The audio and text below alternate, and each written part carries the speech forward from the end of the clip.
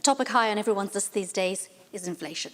We're all feeling the impact, and economists are telling us that we are likely heading into a recession. People are angry and frustrated. Some are even frightened for the future. If this is you, then here is what you can do now to be prepared. Welcome to Morning Tea.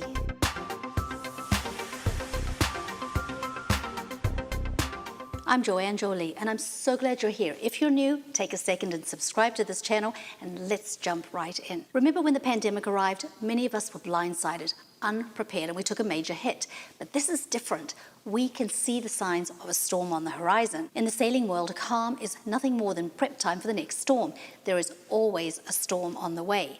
This is the time we make repairs and seal the leaks, replenish depleted stocks, and generally find ways to increase the efficiency of the vessel. And this is a great way to look at the situation because we can't control what's going on in the larger economy, but we can control the economy in our household and businesses. First thing to do with a recession looming is to take a microscope to your finances and budget. Food and energy costs are up, household operating expenses are up, so if you're already living with a tight budget, your spending has got to be reined in. You're going to have to find and seal all the slow leaks. Perhaps one of those leaks is an able-bodied, over 18 adult draining your resources, and the time has come to give them their 10-day move-on notice. Or you can alternatively offer them a list of daily tasks that are going to ease your burden and put them to good use. When you shop, always have a prepared, specific list and don't succumb to the impulse purchases.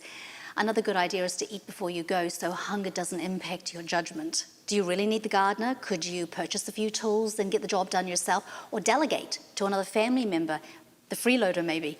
What about the trips to the dry cleaner? Can you wash and iron the shirts yourself? Think about everything you outsource and see where you can cut and what you can sell. Consider your energy costs. Can you install heat-blocking shades to deflect the afternoon sun, which is driving your cooling costs up? Or what about sealing the drafty doors and windows to bring down your heating expenses? Do the kids really need those expensive cell phones? No, they don't, but this leads to renegotiating all your contracts.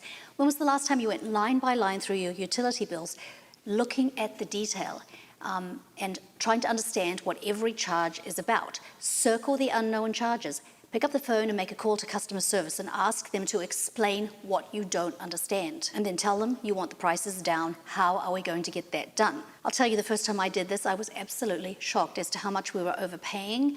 Sometimes the utility companies can make mistakes. There are only people on the other end. Oh, and don't forget the credit cards. Get those rates down as well. If you have variable interest rates anywhere else, see if you can get a fixed rate locked in to protect yourself against mortgage prices shooting sky high. You must start saving. If you've been living paycheck to paycheck with debt, then savings is going to be about the last thing on your mind, but you have to start the savings habit. Even if it's as small as $5 a paycheck, you will have made the commitment to setting aside and diverting funds from one place to another. And as you see it grow, you'll find yourself encouraged and you'll get more of an incentive to save. You should reassess the large ticket items you are thinking about: the vacation, the new car, the renovations. They may all have to be put on hold. Those funds are better set aside for now, just in case there's an emergency. All in all, just get creative when you look at your finances, know where every dollar is going, and find ways to get your debt paid off and get the savings started. Now is the time to gain new skill sets and become more handy with the current systems you typically outsource. For instance, let's take changing the filters in your water filtration system. In ours, the filters are only about $30, but the service call runs about $150 for a technician to do it. And it's not, as they say, rocket science. These and so many of our other technical systems can be studied on YouTube. Remove the filter from the housing and discard as necessary. If you prefer, you may rinse the housing with mild soap and rinse appropriately. So make a list of all the systems in your home and office that you currently outsource and see what you can bring back in-house. Do you know how to sew and make repairs with needles? During the lean years, I would find bolt-end yards of fabric and make beautiful new clothes for my children for only a few dollars. Here's another example from my kitchen. During the pandemic, commercial yeast was hard to find. In fact, for a while, it was just unavailable. But with my wild yeast starter, which is the way bread has been leavened from antiquity until only about 100 years ago, I always have yeast. And since the hungry yeast are the engine behind the most delicious sourdough bread, you only need water, flour, a little bit of salt, and the cost per loaf of bread is about 50 cents. And that's just one example of so many ways you can ferment food and preservation techniques. And this leads to emergency preparedness. If you're not ready for a calamity, this category can be totally overwhelming, but start small. Just start with your critical items for survival and then build up your supplies as you have resources and the space to store them. First on the list for everyone will be water. Ask yourself, if your current water supply became unavailable, where would you get the water?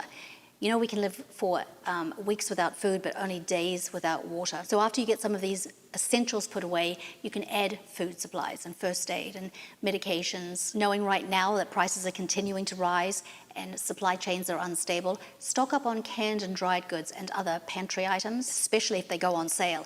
You're going to have a larger initial output financially, but you'll almost certainly be paying less now than in a month or in 6 months from now. Now, this next idea may be something you've never done before, but what about frequenting thrift stores? Decades ago, I shopped regularly at second-hand markets because I was on a tight budget, but I still pop in for odds and ends. For example, last week, I stopped into the Goodwill to pick up some used candles to add to my emergency storage for lighting. Candles have no expiration date, of course, and don't require any batteries. So after you've done all these things, relax. Stay positive. If the storm doesn't materialize, then you've done a good thing. You've performed a useful exercise in managing your finances, and you've cleaned things up and you're running a better personal economy. Thank you so much for being here today. Every week we put out content to inspire and encourage you, so don't go without subscribing, and remember to look for the blessings. They're all around you.